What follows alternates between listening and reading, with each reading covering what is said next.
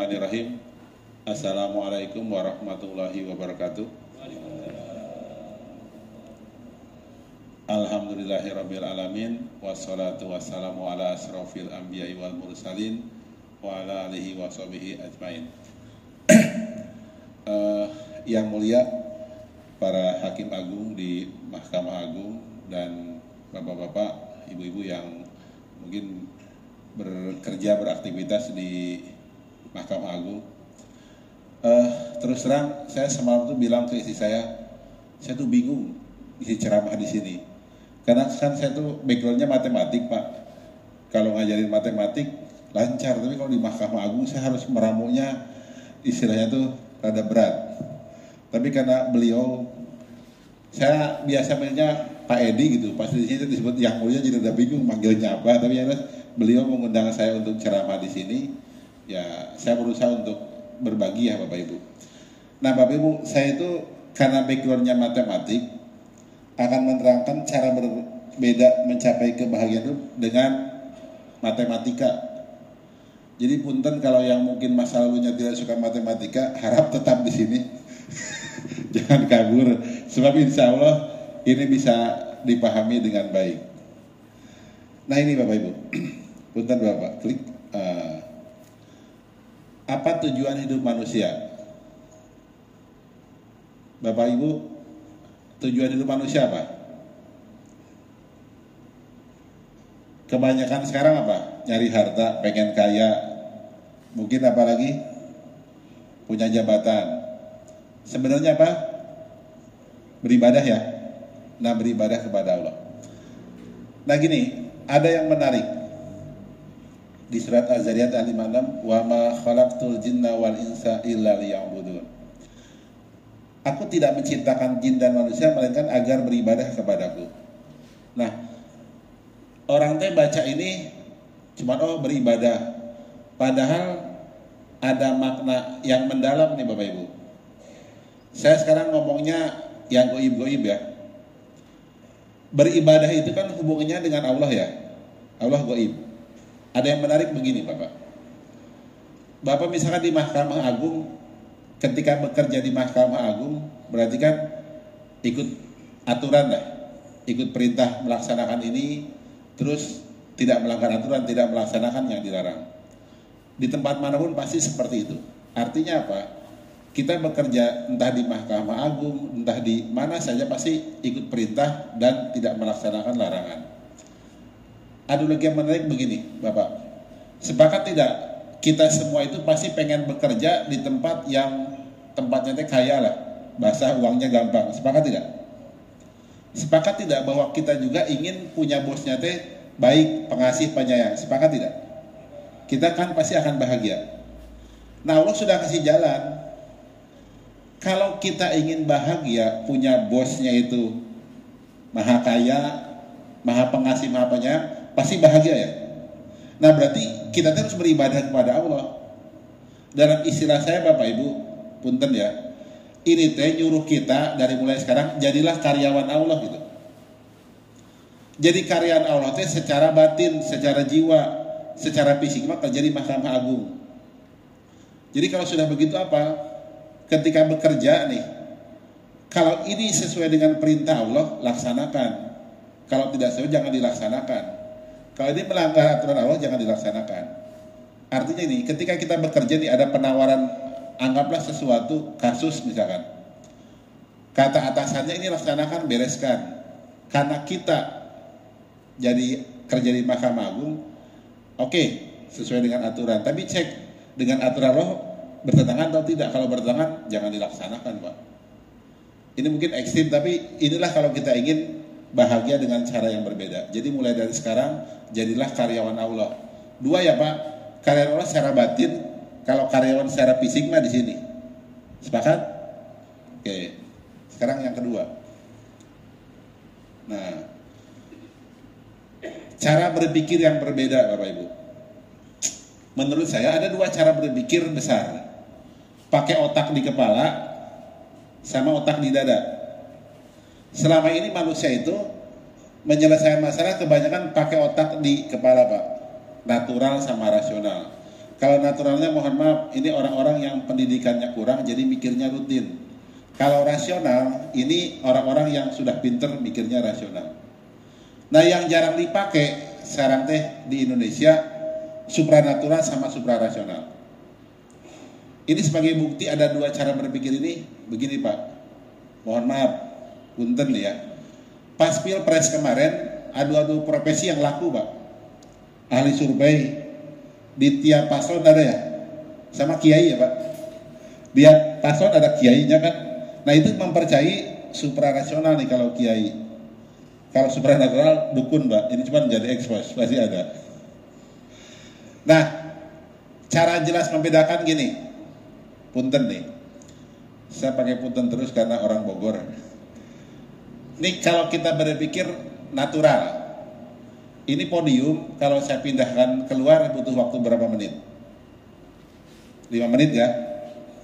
Podium ini kalau saya pindahkan ke Bogor lah, ke Istana Bogor butuh waktu berapa menit? 2 jam. Nah itu berarti rasional. Kalau yang tadi natural. Sekarang saya mau nanya. Kalau podium ini saya minta dipindahkan ke Bogor 1 detik, gimana caranya?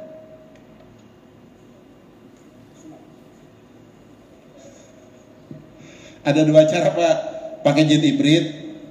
Yang dulu memindahkan Sigana Raka ke Balakis ya, tinggal dihubungi kalau masih ada, kayaknya masih bisa Pak. Sama yang kedua, itu pakai yang satu lagi, memindahkan sebelum mata berkedip. Itu kan yang bisa memindahkan Sigana Raka ke Balakis sebelum mata berkedip itu namanya Asib bin Balakiyah. Beliau punya ilmu dari Alkitab. Maksudnya apa? Ada masalah yang nggak bisa pakai ini Pak, pakai hati. Nah maknanya adalah ini tuh kita harus latih supaya masalah bisa diselesaikan dengan cara mendekatkan diri kepada Allah.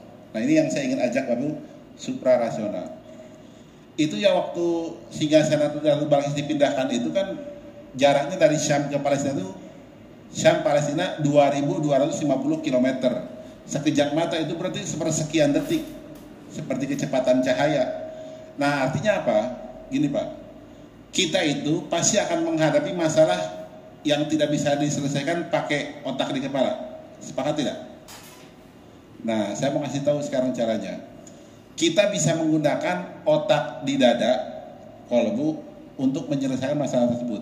Makanya saya menyebutnya kita bisa bahagia dengan cara yang berbeda. Sok punten yang punya masalah ajukan tangan. Ini saya termasuk loh, makanya ajukan tangan. Berarti di sini nggak punya masalah. Oh, banyak. Nah, saya akan coba terangkan. Yang kasus tadi di surat An-Naml ayat 38 sampai 40 ya Pak, yang kasus Singgasana Ratu Balkis. Nah, saya akan mengajak Bapak-bapak teh berpikir suprarasional. Jadi berpikir suprarasional, berpikir menggunakan hati nih, otak di dada, sehingga mempertimbangkan hal-hal yang tidak kasat mata dan tidak terlihat oleh panca atau hal yang gaib. Saya ini pelatih olimpiade matematik, tapi saya suka hal yang gaib. Kenapa? Saya sudah buat rumusan matematikanya Pak, jadi udah nggak gaib lagi, udah logis gitu. Dan sebenarnya gini, hal gaib itu penting, sampai Allah bilang di surat Al-Baqarah ayat ketiga loh Pak. Jadi Al-Baqarah itu kan awal surat, ayatnya ketiga lagi. Di sini kan alladzina yu'minuna bil ghaibi wa yuqimuna sholata wa mimma razaqnahum yunfikun. Yaitu mereka beriman kepada yang gaib, yang mendirikan sholat dan menafkahkan sebagian rezeki yang kami anugerahkan kepada mereka. Jadi orang yang sudah sholat itu, suka sholat itu terus terang itu percaya sama yang gaib Pak, sama yang suka sedekah. Karena terus terang gini Bapak Ibu, yang gaib dalam hal sholat sama sedekah itu angkanya ada tapi bentuknya tidak jelas.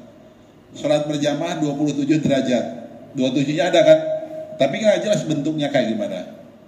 Terus kalau sedekah 700 kali lipat, 700-nya ada tapi nggak jelas. Nah itu hal gaib. Nah sekarang kita buat gini.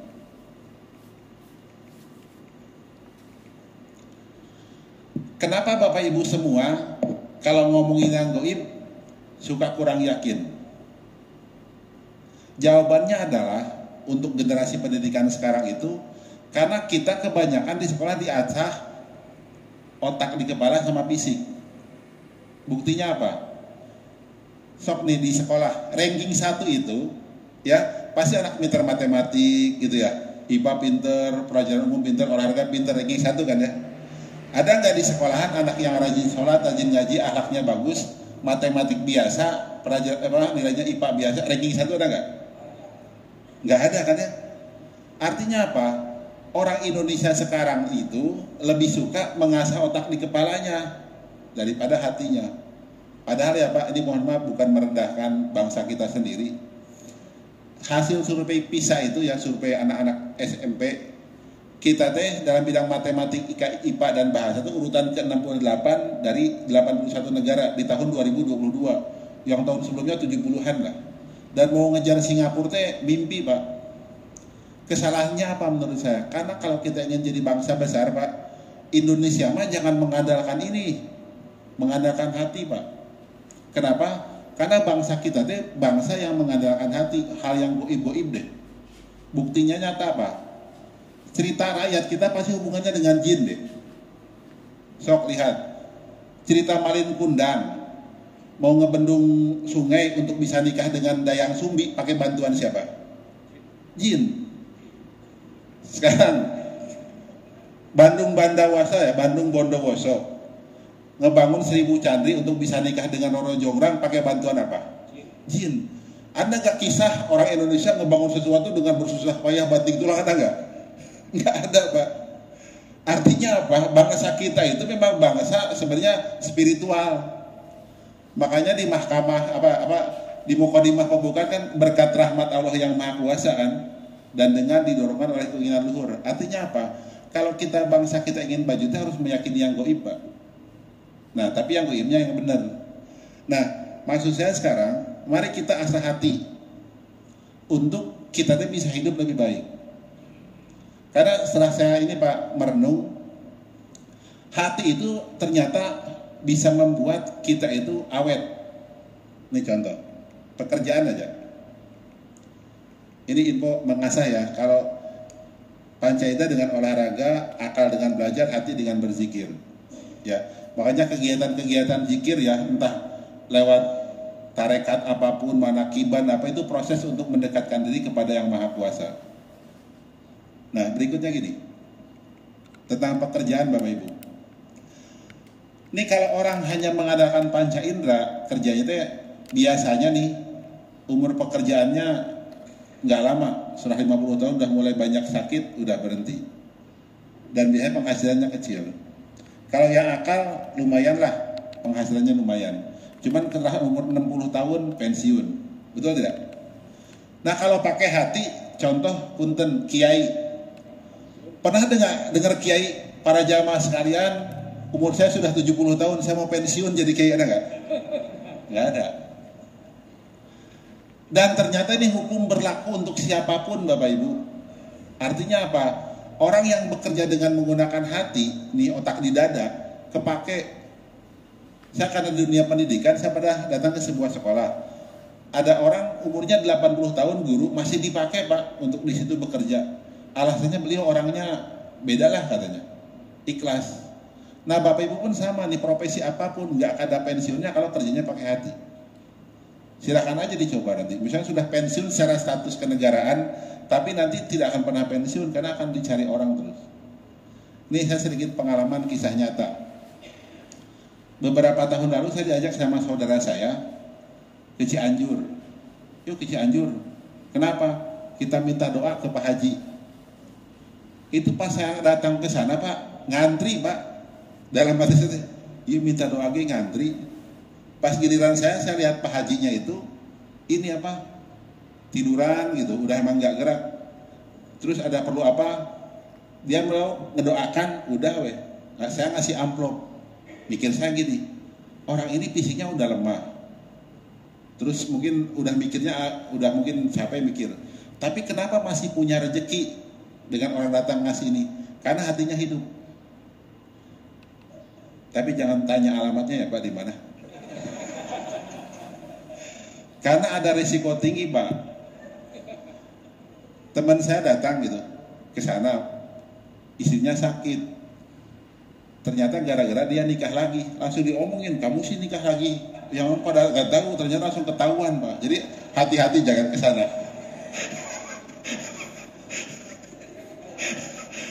Kalau kira-kira posisi aman silahkan, tapi kalau itu jangan. Takut simpenannya ketahuan semua, repot Pak. Oke.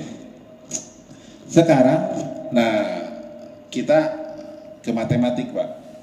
Nah ini, saya ingin mengajak Bapak Ibu tuh meyakini hal yang gaib karena gini Pak, Allah tuh maha adil. Jadi Allah tuh menyiapkan satu yang namanya tabungan raga, satu lagi tabungan jiwa atau pahala Pak. Nah ingin saya bilang begini, yang jadi masalah adalah kita tuh kebanyakan pakai otak. Jadi ketika berbuatnya pengen nabung duit terus, lupa untuk menabung pahala bekal di akhirat. Sehingga akhirnya apa? Hidup kita teh susah. Nah kalau percaya gaib Pak, ini insya Allah benar, nanti ada dalilnya ya. Jadi ada yang namanya tabungan jiwa atau tabungan rezeki yang bisa membuat bahagia. Dan dia faktornya apa? Sumbu X. Sumbu X ini sumbu panca indera. Jadi orang yang panca inderanya sehat, dia bisa jadi bahagia. Yang kedua sumbu akal. Ini sumbu akal yang tadi. Terus Y-nya itu sumbu hati. Jadi sebenarnya kalau kita ingin hidup bahagia, fisiknya diperbagus, akalnya belajar terus ya diperbagus, sama ibadahnya diperbagus. Ini wadah rezekinya besar. Ini contoh sederhana gini Pak, supaya logikanya masuk.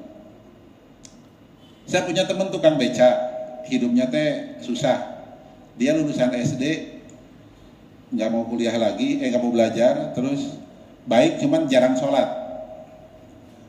Saya punya teman lagi guru S1, ibadahnya cukup lah. Dan yang S1 ini lebih sejahtera, lebih bahagia. Ngitungnya gini Pak ternyata. Anggap teman saya tukang beca ya, fisiknya bagus, X-nya 10. Dia lulusan SD nggak mau belajar lagi, Z-nya 2 nilainya. Terus dia baik cuman malas sholatnya, 5. Jadi 10 kali 2 kali 5, 100, wadahnya ukurannya 100. Ini kita bicara gaib ya Pak, yang gak terlihat. Yang kedua, teman saya yang guru, X-nya 10 misalkan, dia S1, anggap Z-nya 10. Dia rajin sholatnya, Y-nya 10. Jadi 10 kali 10 kali 10, 1000. Jadi menurut saya teorinya gini Pak, kalau kita misalkan ingin bahagia, ingin senang, sebenarnya perbesar wadah ini. Nah kalau wadah ini semakin besar, maka kita akan semakin bahagia. Dan bentuknya nanti bisa jadi kaya, bisa jadi pintar, terkenal, atau bisa jadi punya jabatan atau amanah tertentu, dihormati orang. Nah, maha adilnya Allah adalah gini, punten bapak-bapak, sumbu yang mana yang paling gampang untuk diperbesar atau diperpanjang? Sumbu mana? Sumbu akal, hati, atau panca indera? Sumbu hati. Itu yang saya sebut maha adilnya Allah. Karena sumbu hati mah kan dia nggak usah lulus S1 juga bisa jadi kaya, bisa jadi berhasil. Ini ada beberapa bukti ya Pak, beberapa bukti. Saya melihat nih contoh. Tahu Bis Haryanto nggak Pak? Itu yang kalau sholat berhenti, diaturnya begitu. Nah beliau itu yang punyanya Pak Haryanto, pensiunan kopral. Saya nggak tahu lulusannya beliau itu SMP atau SMA, saya tidak tahu. Terus sampai punya 300 bis. Terus wawancara kan dulu Ustaz Abdul Somad yang nanya, kenapa bisa begini, apa rahasianya? Beliau bilang selama 20 tahun beliau itu puasa tiap hari kecuali Idul Fitri, Idul Adha dan Hari Tasyrik selama 20 tahun. Jadi kalau dalam rumus matematik gini Pak, punten ini nilai orang. Anggap X-nya tuh 10, fisiknya bagus. Anggap kopral misalkan nggak 10 nih, nilainya anggap misalkan 5 si Z-nya. Kan 10 kali 5, 50. Tapi beliau puasa tiap hari, jangan-jangan si Y-nya itu 100. 10 kali 50 kali 100, 5.000. Jadi wadah rezekinya besar. Jadi saya bilang maha adil Allah tuh gitu, kita ada peluang. Sama satu lagi Pak, saya di Bogor, ada sekolah namanya Borces. Itu daerah deket jalan inilah Pak, di daerah Jalan Baru. Dia udah punya usaha besar lah, punya kolam renang dan lain-lain. Saya ngobrol sama yang punya. Saya nanya, Pak, kenapa bisa jadi begini? Bisnisnya maju. Jawabannya apa? Saya bersyukur jadi penjaga sekolah, Pak. Loh, kok bersyukur jadi penjaga sekolah? Beliau tuh berapa 20 tahun lah jadi penjaga sekolah. Karena apa katanya? Pas beliau jaga jadi penjaga sekolah, tiap malam sholat tahajud. Nah, akibatnya Allah ngasih rezeki tak terduga. Nah, berarti kan apa? Beliau cuma lulusan SMA awalnya, I-nya dibuat tinggi, Pak. Nah, ini bentuknya goib, nggak kelihatan. Uang nanti kalau sudah gede, uang kelihatan, wujudnya kelihatan. Entah dia bisa jadi terkenal, bisa jadi banyak harta, bisa jadi punya jabatan. Nah, kita sekarang teh Bapak Ibu, supaya bahagia, mari kejar ini. Sok di bulan puasa yang paling enak apa? Akal, pelajaran atau hati? Hati. Nah, kalau bisa, kalau bulan puasa ngegas, wah, tahajud tiap malam, ngaji tiap malam, pas beres bulan puasa, ngenor, turun lagi, Pak. Sok lihat, kenapa bulan puasa rezekinya banyak? Dapat THR dan lain-lain. Kenapa coba? Karena volumenya membesar, Y-nya kan menambah. Betul tidak? Nah, harusnya kalau pengen rezeki besar, Y-nya jangan turun lagi, Pak. Mulai rada nyambung nih. Nah, oke. Sekarang kita nyambung di sini. Saya langsung ke sini deh. Bagaimana cara menghidupkan hati supaya hati Bapak teh cerdas, bisa jeli terhadap sesuatu ya, Pak? Sering zikir lisan dan hati. Zikir lisan bisa la ilaha illallah subhanallah Allahu akbar. Zikir hati mah cir kopi gitu lah, di hati. Ini harus sering. Punten daripada naik motor lieur, mending zikir hatinya. Yang kedua, membiasakan berbuat baik. Niatkan aktivitas kita nolong orang deh, Pak. Jadi orang bermanfaat. Ya. Yang ketiga, mendahulukan yang maha kuasa. Bentuknya dua sih, Pak. Pertama, kalau mendengar azan segera sholat. Kalau dapat rezeki, berbagi. Tapi sekarang mah azan maghrib udah ditunggunya, Pak. Segera itu pasti. Biasa yang malas, sekarang yang paling ini. Yang berikutnya, selalu bersyukur. Syukuri apa yang ada, hidup adalah anugerah. Ya, tetap jalani hidup ini melakukan yang terbaik. 3 hal ini dilakukan, Pak. Kalau saya bilang ini, nanti kita akan berpikir tidak usah jadi kaya, Pak. Cukup melaksanakan ini, nanti tabungan jiwanya besar, pasti jadi besar. Ini karena waktu saya dibatasi, tinggal berapa lagi, Pak Ustaz? Sampai jam 1 ya, oke. Nih, ini penting nih, Pak. Yang saya bilang, jarang kita memahami surat Al-Asr dengan cara berpikir yang berbeda. Seperti, saya punten bilang Pak Edi jadi bingung sini, Pak, yang mulia atau apa gitu. Biasanya Pak Edi ya. Gini Bapak Ibu, saya akan coba menghubungkan matematik dengan sebuah surat yang mungkin Bapak Ibu sekarang jadi mulai sadar, kayaknya beda nih. Kita sudah baca surat Al-Asr ya. Kan dikatakan, demi masa sesungguhnya manusia itu benar-benar dalam kerugian. Kecuali orang-orang yang beriman dan mengerjakan amal soleh, dan nasihat-menasihat supaya mentaati kebenaran, dan nasihat-menasihat supaya menetapi kesabaran. Bapak Ibu, pengen jadi orang beruntung nggak? Pengen kan? Sadar nggak kalau ini cerita tentang orang beruntung? Gini Pak, punten. Kayaknya kalau bukan orang matematik, rada kurang sadar Pak. Gini nih. Kalau di matematik ada yang namanya logika matematika, terus ada namanya silogisme. Ada kontraposisi. Jangan bubar, tenang nih, saya masih Pak, sama nggak gini? Demi masa sesungguhnya manusia itu benar-benar dalam kerugian, kecuali, gitu kan? Sama nggak logika bahasanya dengan begini? Demi masa sesungguhnya manusia itu benar-benar dalam keberuntungan jika. Sama nggak?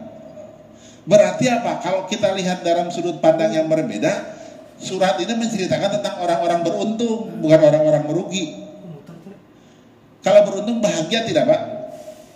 Nah, Makanya saya bilang saya punya cara bahagia dengan cara lain. Nggak usah punya banyak harta Pak, ya nggak usah banyak jabatan, nggak punya banyak mobil apa segala macam, nggak usah, cukup laksanakan ini. Di sini berarti kan dengan fungsi waktu, berjalannya waktu, kita akan bahagia jika atau akan beruntung jika orang-orang yang beriman. Berarti kalau beriman mah sholat, puasa, zakat segala macam dilaksanakan nih, salah satu sebagai ini ya fungsi. Makanya kalau orang yang punten ya Pak, agamanya Islam jarang sholat, sulit bahagia Pak, atau sulit beruntung. Kenapa? Karena ini tidak terpenuhi. Pak, kok itu jarang sholat atau si itu jarang ibadah, tapi kok bisa berhasil dapat sesuatu? Itu beda hukumnya Pak. Ada istidraj ya. Dia dapat sesuatu teh sebenarnya untuk dikasih-kasih doang, di akhirat gak dapat. Ini kita bicaranya bahagia di akhirat ya Pak. Pertama beriman, udah nih, misalkan sepakat di masjid. Terus mengerjakan amal soleh. Punten nih Pak, yang namanya amal soleh itu bukan sesuatu yang disebut kebaikan saja, tapi niatnya apa? Karena Allah atau bukan? Terus juga bahasanya amal soleh itu kalau dalam bekerja, yang dia keluarkan dengan yang dia kasih lebih sedikit atau lebih banyak gitu. Kalau guru misalkan digaji sebulan X rupiah, anggap misalkan 1 juta lah, tapi ternyata jarang masuk, malas-malasan, itu bukan amal soleh itu. Karena yang dapat diterimanya tuh istilahnya lebih gede daripada yang dia korbankan. Tapi di sini amal soleh ini Bapak Ibu, kalau saya boleh bilang, lakukan kebaikan, sedekah. Mungkin di sini Mahkamah Agung misalkan kebijakan-kebijakan memang bermanfaat buat umat, ini jadi amal soleh.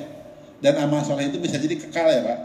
Suatu keputusan yang bermanfaat buat umat bisa jadi itu kekal tuh. Terus nasihat-menasihati supaya mentaati kebenaran. Jadi harus menasihati itu.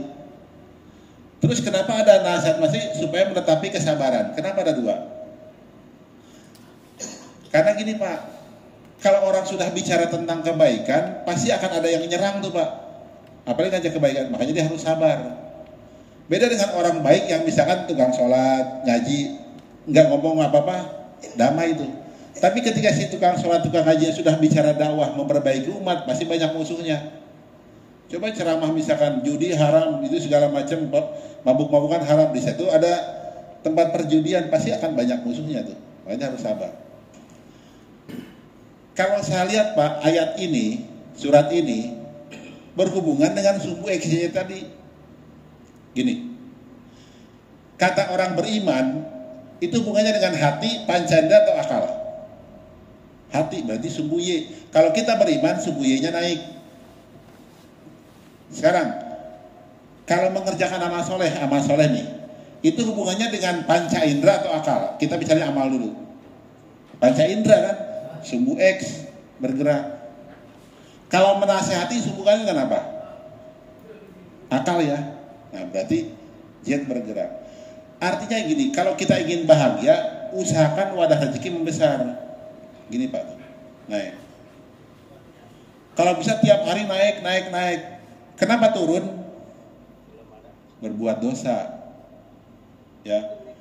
Beres pengajian tadarusan taraweh, pas pulang ngomongin tetangga, situ mah sholat taraweh, ini jarang itu turun lagi tuh. Bapak Ibu, makin besar wadah rezeki kita, ya, makin banyaklah rezeki kita. Berikutnya, usahakan setiap waktu wadah rezeki atau tabungan jiwa kita terus membesar agar menjadi orang yang beruntung. Berikutnya, ini yang penting. Setiap orang apapun profesinya dan bisa menjadi orang bahagia ketika mempunyai wadah rezeki atau tabungan jiwa yang besar.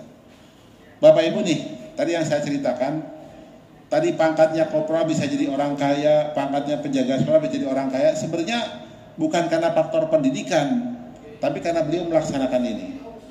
Makanya saya bilang maha adilnya Allah, sebenarnya kalau kita pahami Bapak Ibu, punten ini Pak, nggak ada posisi staf atau apapun ya, eselon 1, 2, secara duniawi ada. Tapi kalau kita bicara kebahagiaan, ini. Saya sering menemukan banyak orang yang posisinya biasa saja. Ada di tentara Pak, kebetulan saya juga suka interaksi dengan tentara. Dandim tuh cerita dia tuh ke seorang babinsa itu, malah beliau tuh si Dandim yang mendatangi, karena babinsanya memang luar biasa gitu, banyak kebaikan yang dibuat karena ininya membesar. Nah, mulai dari sekarang, punten Bapak Ibu, mari kita tingkatkan iman, tingkatkan amal soleh, ya, terus saling menasihati supaya wadah rezeki kita membesar. Terus apa manfaat wadah rezeki kita membesar? Sebelum ditutup, saya akan kasih contoh ilustrasi, Pak. Si wadah rezeki ini, saya menyebutnya mata uang gaib. Dan ini lebih bermanfaat daripada uang nyata. Contoh gini, sebelum ditutup. Bapak-bapak kalau dulu naik ojek, bayar 20.000 pakai uang cash ya. Sekarang teh ada yang namanya GoPay atau ShopeePay atau Oppo gitu kan. Kalau pakai itu diskon 30%. Milih pakai uang nyata atau uang gaib? Uang digital. Ini uang digital, belum uang gaib. Ya. Pasti lebih pakai digital kan? Ada lagi Pak uang gaib. Tabungan jiwa. Ini sudah saya rasakan. Apa? Saya tuh punya murid les bayaran seikhlasnya. Itu teh Pak sering kejadian kalau saya lagi di rumah nggak punya mobil ya Pak, jalan kaki ada orang tua saya, Pak Ridwan mau kemana? Mau ke Jakarta bareng sama saya, gratis Pak. Itu goib. Makanya saya Pak malah ada kejadian yang tidak pernah saya lupa. Waktu saya makan di rumah makan, ada orang tua siswa datang ke rumah makan tersebut. Hati saya berbisik, gratis ya. Ternyata gratis Pak. Pas Pak Ridwan langsung ke Pak, ini saya yang bayar. Benar gratis. Uang gaib yang bayar Pak. Artinya mari sekarang sama-sama Bapak Ibu kita tingkatkan iman, amal soleh, saling menasehati. Udah selanjutnya urusan Allah nggak usah mikir. Pasti Allah akan jamin hidup kita. Karena Allah tuh cara membuat kita bahagia lebih hebat daripada yang kita pikirkan. Sepakat? Nah, itu saya dari saya. Terima kasih. Wassalamualaikum warahmatullahi wabarakatuh. Oh boleh, ada yang nanya? Sok kalau mau nanya. Udah semangat pulang. Sudah cukup kayaknya ya, udah jelas ya. Oke, terima kasih. Wassalamualaikum warahmatullahi wabarakatuh.